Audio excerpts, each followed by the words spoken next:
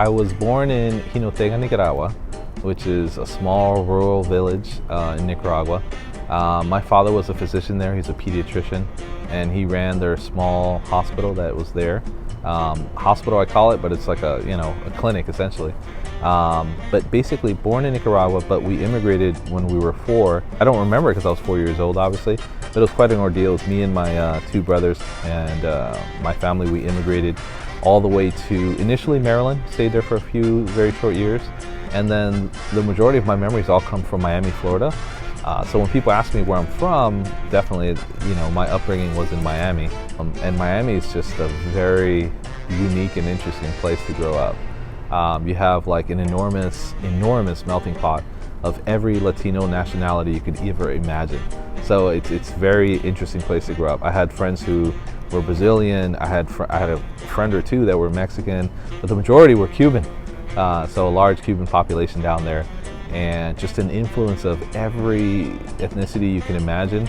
And also in the food that you eat, I could eat Cuban food, Nicaraguan food, and even like Haitian food in 1 week. And I wouldn't think anything of it because that was my just basic upbringing. Those are the foods and the restaurants that we were exposed to. They weren't even fancy restaurants. They're just mom and pop restaurants that you could go to and get really authentic, like absolutely amazingly delicious food. I never reflected on the fact that we have such a small percentage of Hispanic Latino physicians. I did notice it when I started working and being in medical school, and I started seeing just how few of us there are and like how that affects our Spanish-speaking only patients.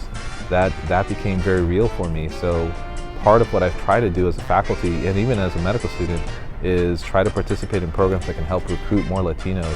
There's such an immense need that I really wish we could recruit more Latino physicians here in the Central Valley to really come and try to help, because there's just such a great need. And truly, when you can communicate in someone's language, they can really open up to you and tell you things that they haven't told any physician. I've experienced some of it, being an illegal alien, legal alien, permanent resident, and then eventually citizen. That was actually a 21-year process for me. So I spent a great portion of my life living as an undocumented citizen. So that is a whole different life experience that is kind of impossible to understand the fears and challenges that those folks face unless you've lived it. But once you have lived it, you understand where they're coming from, and you're able to really connect with them in a vastly different way. I've also participated in another program that does this large conference for young Latino males to try to get them more into medicine or just science in general. They have this conference to try to get these young males interested in science, and my portion is to talk to them about medicine and my path. So I've done that in a year. The previous year I had one of my other young residents go. So we're just trying to get everybody that is interested or intrigued in medicine to really show them that it's absolutely possible to get there. And Hispanic heritage is critically important to celebrate, so that we can show that we are a proud culture and we have strong roots.